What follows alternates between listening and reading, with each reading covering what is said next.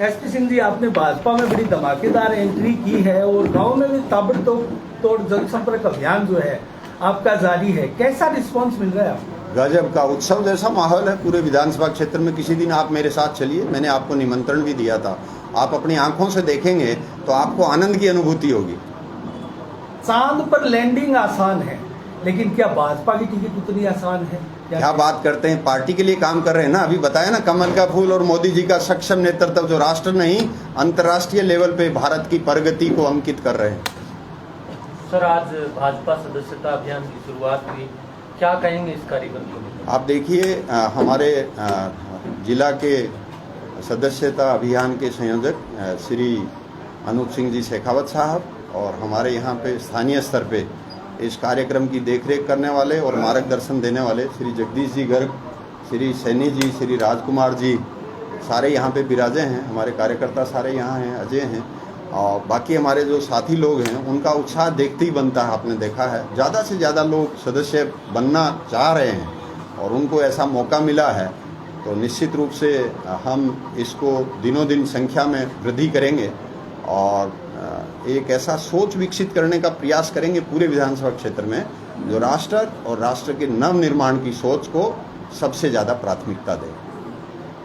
3 महीने है सर चुनाव में, कितना कुछ लक्ष्य रखा होगा बीजेपी ने? भादरा विधानसभा चुनाव में देखें तो लगभग 2,70,000 के आसपास वोट होंगे, कितने लोगों तक पहुंचने की मंशा है? ज़्यादा से ज़्यादा लोगों को जोड़ेंगे जितना संभव होगा। अभी अध्यक्ष जी टारगेट और उसके बारे में बताएंगे। मेरा तो आपके माध्यम से पूरी भादरा क्षेत्र के हर वोटर से निवेदन है कि माननीय मोदी जी के सक्षम नेशनल और अंतर्राष्ट्रीय स्तर के नेतृत्व में अगर वो पार्टी जो दुनिया की सबसे बड़ी पार्टी है उसमें भागीदार बनने का मौका मिल रहा है तो निश्चित रूप से आगे आएँ सारे के सारे। आपके माध्यम से मैं सब लोगों से निवेदन करना चाहूँगा। सबसे अहम चीज जो होती है वो पार्टी की टिकट होती है। हाँ। और टिकट के जिस प्रकार से रस्साकसी है कस्बे में, क्षेत्र में, विधानसभा में, चर्चाओं का बाजार जो गर्म है, उसमें क्या आप अपने सोर्सेज बताएंगे कि जनता आश्वस्त हो सके कि एसपी सिंह जी ही भाजपा की टिकट ला रहे हैं? आप क्या बात करते हैं, यहाँ पे व्यक्ति महत्व नहीं रखता है इस पार्टी में। इस पार्टी में विचारधारा और सामाजिक मुद्दे हैं, उनको एक साथ आगे बढ़ाने के लिए हर आदमी को एक ऐसा प्लेटफॉर्म दिलाने के लिए जो व्यक्ति सक्षमता से काम कर सकता है। मैं समझता हूँ पार्टी की सर्वोच्च स्तरीय जो समितियाँ हैं वहाँ भी इन चीज़ों का अंकेक्षण और आकलन होता है। स्थानीय स्तर पे भी निश्चित रूप से हो रहा होगा। ये पार्टी का काम है कि वो क्या तय करे। ये ऐसा मुद्दा है जिसमें मेरा ये मानना है कि पार्टी का जो निर्देश और आदेश होगा वो हम सबको स्वीकार्य होगा, शिरोधार्य होगा और सब उसको अंगीकार करेंगे। क्या आप बता सकते हैं कि पार्टी का टिकट के प्रति फार्मूला क्या रहता है? अरे रोज अखबार में आता है, आप पढ़ते रहते हैं, आप हमें सिखाते रहते हैं। शाम के टाइम आपका बुलेटिन कभी कभार मुझे देखने को मौका मिलता है, मैं कोशिश तो करूं कि देखूं उसको, रोज देख नहीं पाता हूं। उस दिन आप विवेचना करते हैं, वो विवेचना उसी का तो अंग है। तो निश्चित रूप से पार्टी ये भी देखती है कि आदमी कितना कार्यशील है, कितना क्षमतावान है और पार्टी हित में, देश हित में, आम जन के हित में इस व्यक्ति का पार्टी में कैसे उपयोग किया जा सकता है। आपने देखा होगा माननीय मोदी जी के सक्षम नेतृत्व और राष्ट्रव्यापी जो प्रशासनिक शक्तियां उन्होंने निर्धारित की हैं, उसमें कितने अखिल भारतीय सेवाओं के अधिकारियों को ले रखा है। कैबिनेट में कितने लोग हैं मोदी जी के? कोई तो कारण होगा। निश्चित रूप से वो पार्टी के सब लोगों से चर्चा विचार विमर्श करने के बाद फैसला करते हैं। सर, भादरा बीजेपी का देखें तो हर बार ये रहता है कि तकरीबन दर्जन भर लोग टिकट मांगते हैं।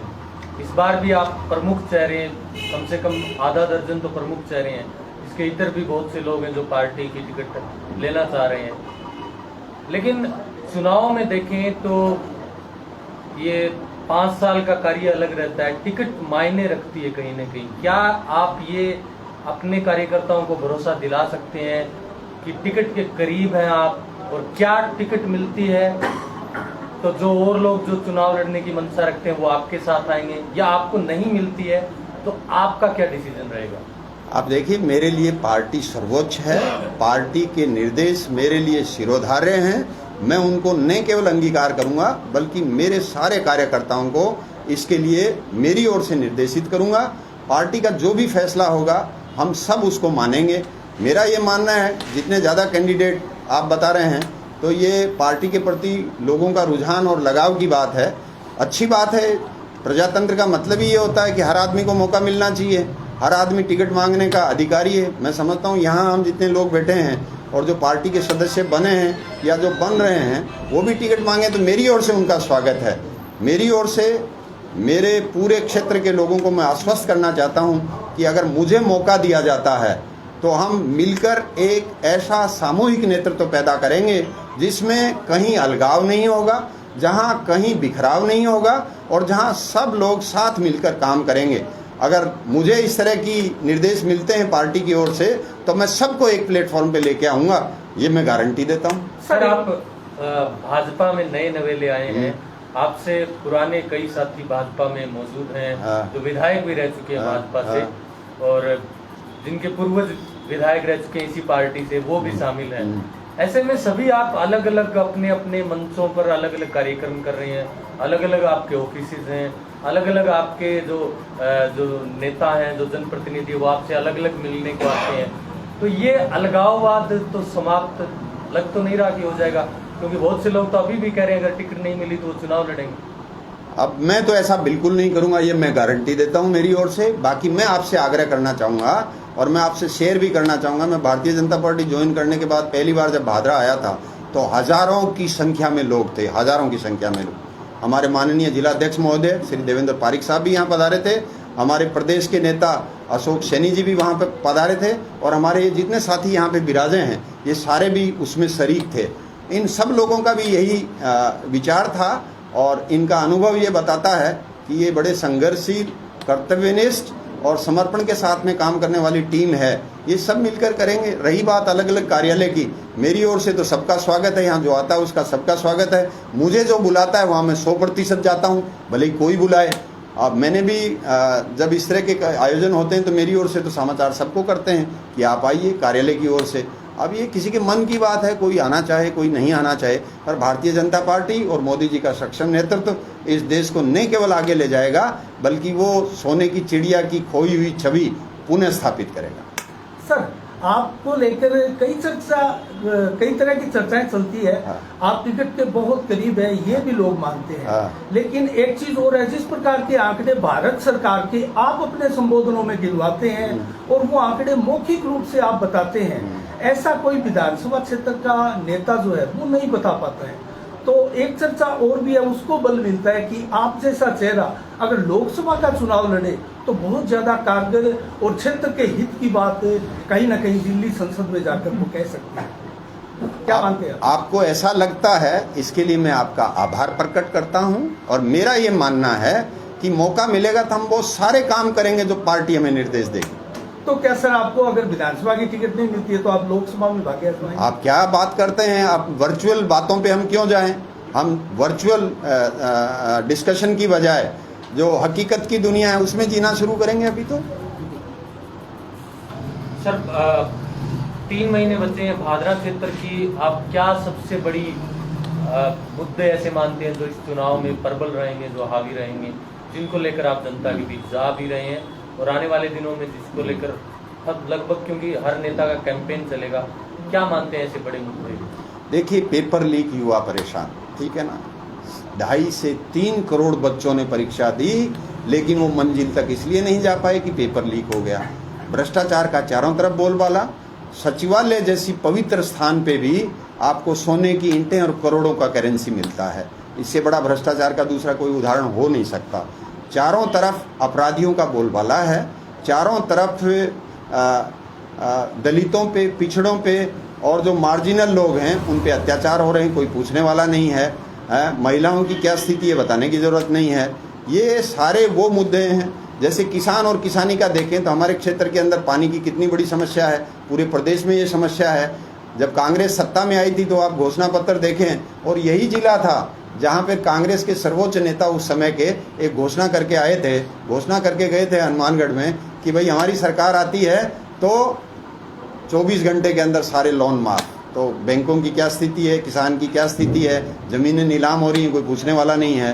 तो ये सारे मुद्दे हैं जो निश्चित रूप से बहुत बढ़ चढ़कर इस आने वाले चुनाव के अंदर। दूसरा सबसे बड़ा राष्ट्रीय और अंतर्राष्ट्रीय स्तर पे देश की प्रगति और देश की उन्नति के लिए कौन क्या कर सकता है। मैं समझता हूँ आज का नौजवान ये अच्छी तरह से समझता है। नौजवानों में एक तरह से मैंने ये देखा है, एक तरह से उबाल है वर्तमान व्यवस्था के खिलाफ, भ्रष्टाचार के खिलाफ, निष्ठुरता के खिलाफ और अकर्मण्यता के खिलाफ। होटलों से सरकार चली है, सब लोग जानते हैं, अच्छी बात नहीं है, लेकिन है। मैंने एक बार पहले भी कहा था कि भरी दोपहरी में सरकार का अपहरण हो गया, और मुझे ये बताने की जरूरत नहीं है कि अपहरणकर्ता कौन थे।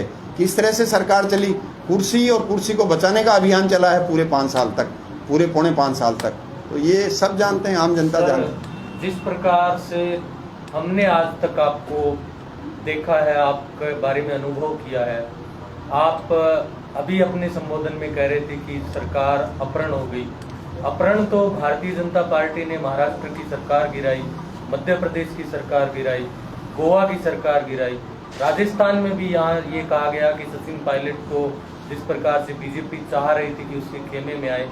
तो अपहरण तो वो पार्टी करी है जिसमें आप ताजा तरीन शामिल हुए हैं। आप महात्मा गांधी के विचारों को मानने वाले थे, महात्मा गांधी के विचारों का प्रचार करते थे। भाजपा के खिलाफ ये प्रचार होता है कि वो महात्मा गांधी से दूर सावरकर की विचारधारा को मानते हैं। चंद महीनों में ही आप में इतना परिवर्तन कैसे आया? गांधी से आप सावरकर की तरफ बढ़ चले। क्या सिर्फ चुनाव लड़ना, सिर्फ टिकट पाना ये एक मकसद है? आप देखिए, गांधी जी को मैं आज भी मानता हूं और इनके विचारों को आत्मसात करके रखता हूं। माननीय प्रधानमंत्री जी, हमारे देश के राष्ट्रपति जी और हमारे देश के सर्वोच्च राजनीतिज्ञ आज भी उनको इतना ही मानते हैं जितना आज़ादी से पहले मानते थे। ऐसा नहीं है। सावरकर जी ने, गांधी जी ने खुद एक मैटर में सावरकर जी की प्रशंसा की थी। आपने कहा कि अभी आप सावरकर जी की तरफ चले गए। सावरकर जी के ऐसे कौन से काम थे, क्या आप मुझे बताएंगे कि जिनकी वजह से कहीं बिखराव आया हो? देखिए, मेरा ये मानना है कि मटेरियल एक होता है, कंटेंट्स कुछ होते हैं और उनकी विवेचना करने वाले व्यक्ति पर निर्भर करता है। मेरा ये मानना है ऐसा कतई नहीं है जिस तरह की भ्रांतियां फैलाई जा रही हैं। टिकट पाना और खाली टिकट के लिए ये करना, अभी मैंने जो हमारी विचार विमर्श चल रहा है पिछले कुछ समय से, उसमें मैंने कहीं भी ये नहीं कहा है कि खाली टिकट और टिकट और टिकट और चुनाव के लिए किया जा रहा है। मैंने ये कहा एक ऐसी पार्टी, एक ऐसी विचारधारा जो राष्ट्र का नाम न केवल राष्ट्रीय स्तर पे बल्कि अंतर्राष्ट्रीय स्तर पे ऐसा अंकित कर रहा है जो आज़ादी से लेकर आज तक नहीं हुआ। बहुत सारी ऐसी चीज़ें हैं जो भारतीय जनता पार्टी के साथ में, नौजवान का विकास, महिला का विकास, गरीब का विकास, किसान का विकास। किसी ने सोचा था? किसी किसान ने मांग की थी कि मुझे 6,000 रुपया हर साल का डालो? किसी किसान ने मांग की थी? आपकी जानकारी के लिए कृषि बजट पिछले 9 साल में 6 गुना बढ़ गया। आपकी जानकारी के लिए बहुत सारी किसान और किसानी की चीज़ें हैं। आपने देखा होगा खाद की चोरी होती थी, खाद पे डाका डलता था, उस खाद को नीम कोटेड खाद कर दिया। मुझे अच्छे से ध्यान है, मैंने बहुत सारा रिकॉर्ड खंगाला है। हजारों करोड़ रुपए खाद बनाने वाली कंपनियां डकार जाती थी। आज आपने देखा होगा डीएपी का वही रेट है जो आज से 9 साल पहले था, 8 साल पहले था, 7 साल पहले था, जबकि अंतर्राष्ट्रीय मार्केट में डीएपी का रेट 5 गुना बढ़ गया। क्या कारण है? सबसे बड़ा कारण है कि नेशनल लेवल पे और इंटरनेशनल ख्याति, प्रतिभा और प्रतिष्ठा की वजह से बाहर से हमें रॉ मटेरियल सस्ते में मिल रहा है, साथ ही यहाँ पे जो डाका डल रहा था उसको बंद कर दिया है। ऐसा नहीं है कि खाली चुनाव टिकट के लिए ऐसा किया जा रहा है। ये भी अपनी अपनी विचारधारा हो सकती है। और सावरकर को आप भी पढ़ना, मैं आपसे निवेदन करना चाहूँगा। बहुत सारे विचार ऐसे हैं जो गांधी जी के और सावरकर जी के कॉमन थे, आप देखना, कहीं नहीं मिले तो मुझे बताना। सर, हम भादरा विधानसभा क्षेत्र की बात कर रहे हैं और यहीं से प्रयासरत हैं, तो हम मुद्दे पर आए। सर, जिस प्रकार से भाजपा के अन्य विपक्षी नेताओं ने, जो सत्ता पक्ष से विपक्षी है अभी वर्तमान में, उन्होंने साफ साफ कहा है कि बलवान पूनिया का इस कदर जो ये शासनकाल चल रहा है वो शहर को बर्बाद करने वाला, विधानसभा को बर्बाद करने वाला है। क्या उनके विकास कार्यों से आप सहमत हैं जिनकी वो दुहाई देते हैं? मेरा ये मानना है ईंट, पत्थर, बजरी और सीमेंट से विकास नहीं होता है। मेरा ये मानना है जब तक मन को शांति, आत्मिक शांति, सद्भावना, भाईचारे की भावना का विकास नहीं हो तब तक मैं उस विकास को विकास नहीं मानता। मेरा ये मानना है कि आपने भी देखा होगा पहले यहाँ पे जैसे आपस में कुछ लोगों में दुराव हो जाता था तो कुछ दिन, 1-2 दिन मुकदमे भी दर्ज नहीं होते थे और जो यहाँ के माननीय होते थे वो कोशिश करते थे कि थोड़ा डिले हो तो आपस में समझौता हो जाए। मुझे कल कोई बता रहा था, बड़े दुख के साथ मैं आपसे शेयर कर रहा हूँ कि कहीं ऊपर से फ़ोन आया और ये भी बोला गया कि पुलिस उनके साथ कैसा व्यवहार कर रही है, मुझे वीडियो से दिखाओ। मैं नहीं समझता कि ये विकास की श्रेणी में आता है, मैं नहीं समझता।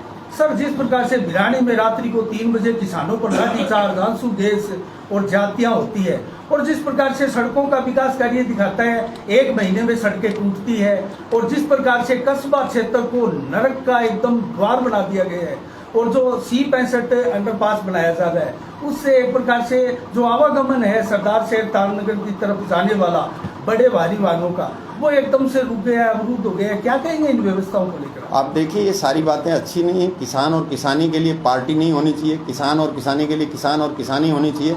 उसमें CPM नहीं हो, न कांग्रेस, न भाजपा, न लोकदल, न जनता दल। मेरा ये मानना है किसान के मुद्दे पे सारे किसानों को, हम सब लोगों को साथ देना चाहिए। उनकी कोई वाजिब मांग है तो उसका निराकरण हम सबको मिलकर करना चाहिए। रही बात बाईपास की, तो इसमें मैं आपसे आग्रह करना चाहूँगा कि एक प्लानिंग होती है शॉर्ट टर्म, एक प्लानिंग होती है लॉन्ग टर्म। मैं समझता हूँ आज का ज़माना वो है जहाँ लॉन्ग टर्म प्लानिंग करके काम करना चाहिए। जो रेलवे फाटक बन रहा है, वो बनने के बाद में मुझे भिन्न भिन्न लोगों ने अवगत करवाया है, भिन्न भिन्न समूहों ने अवगत करवाया है कि वहाँ से खाली एक ट्रैक्टर ट्रॉली निकलना ही मुश्किल होगा और चारे भरी हुई गाड़ियाँ वहाँ से बिल्कुल पास नहीं होंगी। आपकी जानकारी के लिए एक बाईपास बना, उस पर भी अंडरपास बना हुआ है। मेरा ये मानना है कि प्लानिंग का पार्ट तो ये होना चाहिए था कि वो जो बाईपास बना था अंडरपास बाईपास पे, वहाँ पे फ्लाईओवर बनना चाहिए था ताकि उधर का रास्ता खुले। अब ये इस तरह की स्थिति आने के बाद में अगर किसी को डूंगराना चारा लेके जाना है तो वो क्या करेगा? उधर से वो नहीं गुजर सकता, इधर से वो नहीं जा सकता। तो वो जो पूर्व दक्षिण वाला बाईपास है डोभी वाला, वहाँ से होते हुए वो अनूप शहर जाएगा या भाडी जाएगा और वहाँ से फिर डूंगराना आएगा। ये प्लानिंग का पार्ट है। मेरा ये मानना है प्लानिंग पर्टिकुलरली, विशेष रूप से जो लंबे समय की प्लानिंग है, वो बहुत लंबे समय से भादरा में कोलैप्स है। सीवरेज की स्थिति के बारे में मैंने समय समय पे विस्तार से आपसे आग्रह किया है। अच्छी बात नहीं है। समय आने पे इन सब चीज़ों की न केवल जांच करवाई जाएगी बल्कि दोषियों को सजा दिलवाई जाएगी। क्या वर्तमान विधायक का ये बड़ा फेलियर है? मैं किसी पे व्यक्तिगत टिप्पणी करने से परहेज रखता हूँ हमेशा। मेरा ये मानना है कि अच्छा जनप्रतिनिधि वो होता है जो जनमानस का सम्मान करता है। सर, 5 सितंबर को गोगामेडी में रक्षा मंत्री राजनाथ सिंह और अमित शाह जी का कार्यक्रम बन रहा है। भारतीय जनता पार्टी में आप शामिल हो चुके हैं। किस प्रकार का कार्यक्रम रहेगा? क्या आपको इस संबंध में सूचना प्राप्त हो चुकी है? हाँ, बिल्कुल बिल्कुल। उस प्लानिंग कमेटी के अंदर मैं भी प्लानिंग के जो परिदृश्य बना था उसमें मैं भी था गोगामेडी में, और विस्तार से हमारे संभाग प्रभारी, जिला प्रभारी, विधानसभा प्रभारी से विस्तार में बात हुई है। एक बड़ा कार्यक्रम है। वहाँ मेले के अंदर एक कार्यकर्ताओं का सम्मेलन रखा गया है। आपके माध्यम से भादरा विधानसभा क्षेत्र के सभी लोगों से, आम जन से, भारतीय जनता पार्टी के लोगों से और आम जन से भी मैं निवेदन करना चाहूँगा कि ऐसा कार्यक्रम होगा जिसमें देश भर में जो काम किया गया है उसको विस्तार से बताएंगे। साथ ही आगे का क्या विजन रहेगा उसके बारे में बताएंगे। विधानसभा चुनाव और विधानसभा चुनाव के बाद बनने वाले परिदृश्य के बारे में भी चर्चा करेंगे। आप भादरा विधानसभा क्षेत्र के आम जन को मैं आपके माध्यम से निमंत्रण देना चाहूँगा। आपकी जानकारी के लिए पिछले 3 दिन से मैं पीले चावल बांट रहा हूँ गाँव में खुद। मेरी पत्नी एक टीम के साथ पीले चावल बांट रही है। हमारी दूसरी टीम है वो भी भारतीय जनता पार्टी के कार्यकर्ताओं के साथ पीले चावल बांट रही है। 4 टीमें हमने बना रखी हैं और मैं उम्मीद करता हूं कि ज़्यादा से ज़्यादा लोग आएंगे। जब मैं गांव में उनकी चर्चा करता हूं तो लोगों की बाहें खिल जाती हैं। मेरा ये मानना है कि वहां हज़ारों की संख्या में भीड़ होगी और सब लोग मिलकर एक अच्छा परिवर्तन का संकल्प लेंगे। और आपने देखा होगा हमारे जिलाध्यक्ष जी भी पधारे थे। हमारा एक कार्यक्रम था जिस दिन मैंने ज्वाइन करके भादरा में आया था।